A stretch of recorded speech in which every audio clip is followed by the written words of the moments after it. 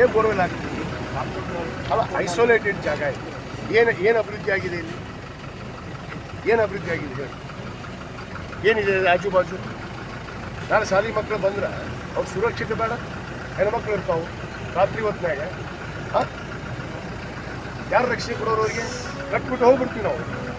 ಹಾಂ ನೀವು ಪ್ರಿನ್ಸಿಪಾಲ್ ನಿಮ್ಗೆ ಬುದ್ಧಿ ಇಲ್ಲ ನಿಮಗೆ? ಎಲ್ಲರೂ ಕೊಟ್ಟರೆ ಅಲ್ಲಿ ತೊಗೊಂಡು ಹೋಗಿ ಪುರಿ ಸಡ್ಡೆ ಹಾಕಿ ನಿಂತರ ತಪ್ಪ ಹೇಳ್ತಾನೆ ಶಾಸಕರಂದ್ರೆ ಅಲ್ಲಿ ಓದ್ಸೋಕ್ಕಾಗಲ್ಲ ಅಂತ ಹೇಳ್ಬೇಕು. ಪುರಿ ಸಡ್ಡೆಗೆ ಹೋಗಿ ಹಾಕಲ್ಲ ಮಕ್ಕಳನ್ನ. ಏನು ಬೇರೆಯವ್ರ ಮಕ್ಕಳಂದ್ರೆ ಬಿಟ್ಟಿದ್ದಾರಾ? ಸರ್ಕಾರಿ ಶಾಲೆ ಅಂದರೆ ಏನು ಕಿಮ್ಮತ್ತಿಲ್ಲ? ವಸತಿ ಶಾಲೆಗಳಂದ್ರೆ ಎದಕ್ಕೆ ಇಷ್ಟೊಂದು ದುಡ್ಡು ಖರ್ಚು ಮಾಡಿ ನಾವು ಮಾಡ್ಬೋದು? ನಾನು ಈ ಜಾಗ ಒಪ್ಪೋದು, ಈ ಜಾಗದಲ್ಲಿ ಆಗೋದು, ನಾನು ಬೇರೆ ಜಾಗ ಕೊಡ್ತೀನಿ. ಅವ್ರು ಕಮಿಷನರ್ ಬಂದಿದ್ದಾರೆ ಅಥವಾ ನಗರಸಭೆ? ಹಾಂ ಇಲ್ಕಲ್ಲಿಗೆ ಅಂತ ಇರೋದಲ್ಲ ಇದು. ಈಗ ಯಾವ ಭೂಮಿ ಯಾವ ಊರಾಗೈತಿ?